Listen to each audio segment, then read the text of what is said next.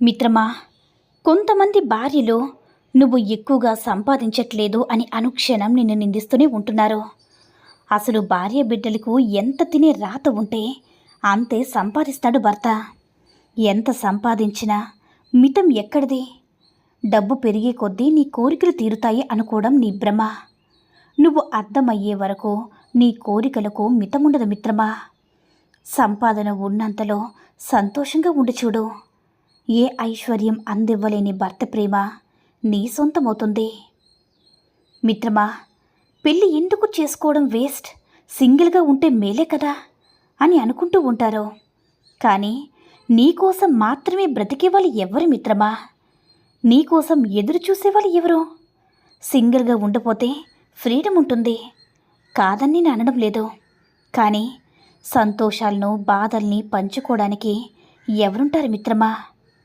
గొడవలు మాత్రమే ఉంటాయి బాబోయ్ అంటే అలకలు బుజ్జగింపులు కూడా ఉండే ప్రేమ కూడా దూరమవుతావు కదా.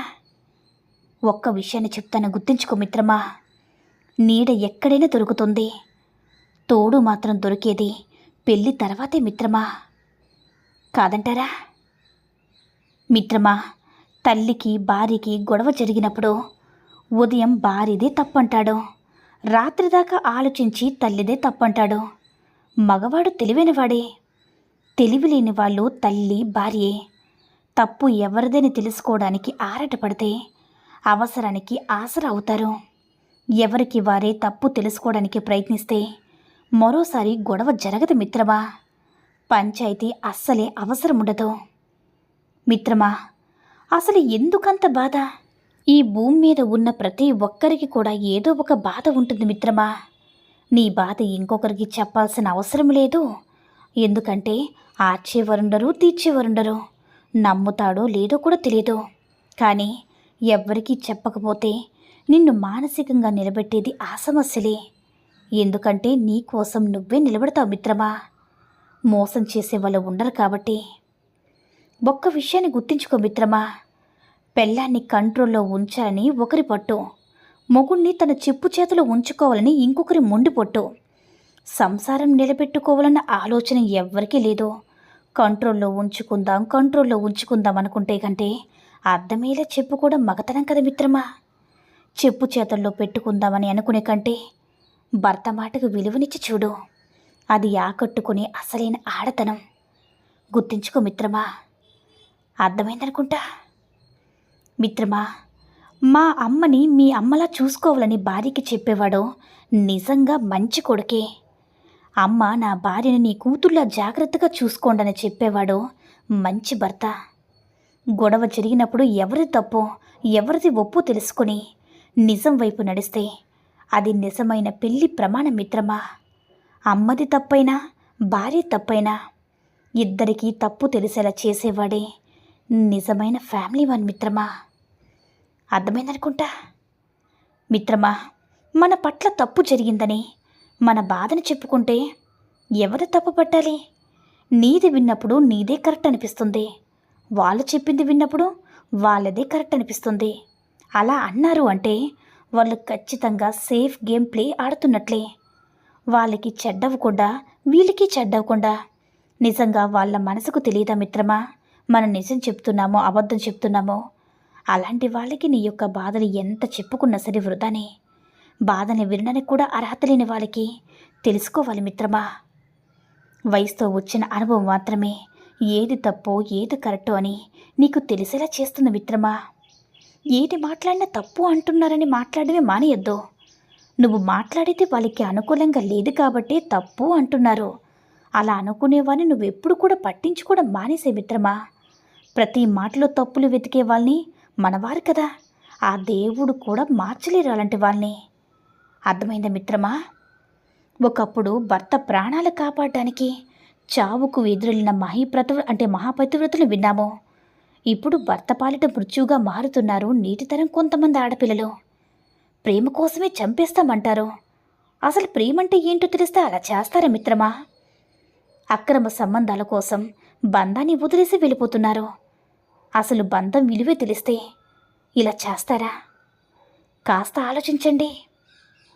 నాకు ఇది లేదు అది లేదని ఏడవడానికి సమయాన్ని కేటాయించుకో. ఎందుకంటే ఎప్పుడు ఏం జరుగుతుందో తెలియట్లేదు మిత్రమా. తల్లిదండ్రులు దయచేసి బలవంతంగా ఇష్టం లేని పెళ్ళిళ్ళు అస్సలు చేయకండి. మీ బాధ్యత తీరిపోతుందని పెళ్లి చేస్తే ప్రాణాలు తీసి మరీ ప్రేమను చేరుకోవాలని ఎంతకైనా తెగిస్తున్నారు మిత్రమా. ప్రేమించి లేచిపోతే పరువు పోతుందని మీరు ఆలోచిస్తే ప్రాణాలు తీసైనా సరే వెళ్ళిపోదామని దారుణంగా ఆలోచిస్తున్నారు కొంతమంది. ఎందుకలా అసలు? ఈ రోజుల్లో సంసారాలు భర్తకి ఏం కావాలో భార్యకి తెలియదు, భార్యకి ఏం కావాలో భర్తకు అస్సలు తెలియదు. నిజానికి వాళ్ళిద్దరికీ ఏం కావాలో తెలుసుకునే తీరిక కూడా లేదు ఇప్పుడు. సంపాదనలో భర్త, బాధ్యతలతో భార్య చాలా బిజీ. బంధం లోతు తెలియాలంటే మనసుతో ప్రయాణించడం మాత్రమే షార్ట్కట్ మిత్రమా.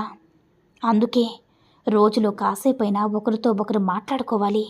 రోజులు గడిచే కొద్దీ గుర్తుండే మధుర క్షణాలు కూడా అవి మిత్రమా. అత్త అమ్మలా ఎందుకు మారాలి? కోడల కూతుర ఎందుకు మారాలి? ఎవరి బాధ్యత వాళ్ళు చేస్తూ ప్రేమగా మనిషిలా ఉంటే చాలదా మిత్రమా. ఒకవేళ అమ్మగా మారినా నాటకాలే అంటారు, కూతుర్లా మారినా ఏదో తప్పు చేసిందిలే అందుకే ఏమన్నా సరే పడుతుంది అంటారు. ఎవరి స్థానాన్ని ఎవరూ భర్తీ చేయలేరన్నది చేదు నిజం మిత్రమా.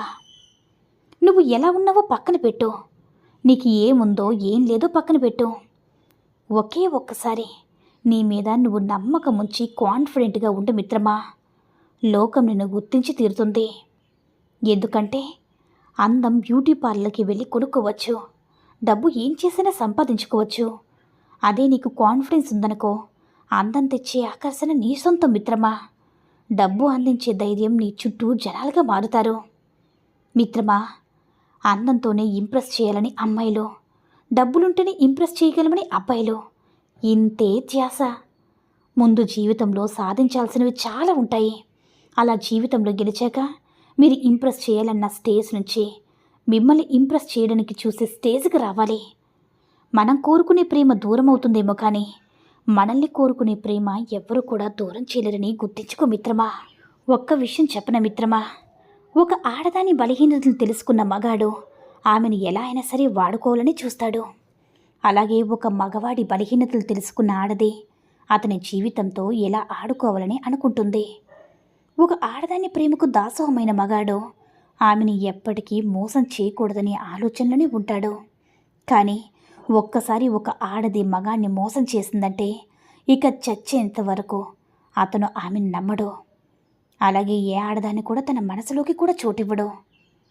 ఒక మగాడు వాడి అవసరం తీర్చుకోవడం కోసం ఆడదాని దగ్గర చాలా దిగజారిపోతాడు. ఒక్కసారి వాడి అవసరం తీరిపోయాక ఒక ఆడదాన్ని కుక్క కన్నా హీనంగా చూస్తాడు. అప్పటి వరకు నిజాయితీగా ఉన్న ఆడది వాడు వెళ్ళిపోయాక అందరు మగాళ్ళు ఇంతేగాని బరితెగించి మనసు విరిగిపోయి తిరుగుతుంది మిత్రమా. ఈ సూక్తుల్లో ఏ సూక్తి నచ్చిందో కామెంట్ చేయండి. ఈ వీడియో కనుక నచ్చినట్లయితే లైక్ చేసి మరిన్ని వీడియోస్ కోసం మన ఛానల్ని సబ్స్క్రైబ్ చేసుకొని మాకు కొంచెం సపోర్ట్ చేయండి. ధన్యవాదములు.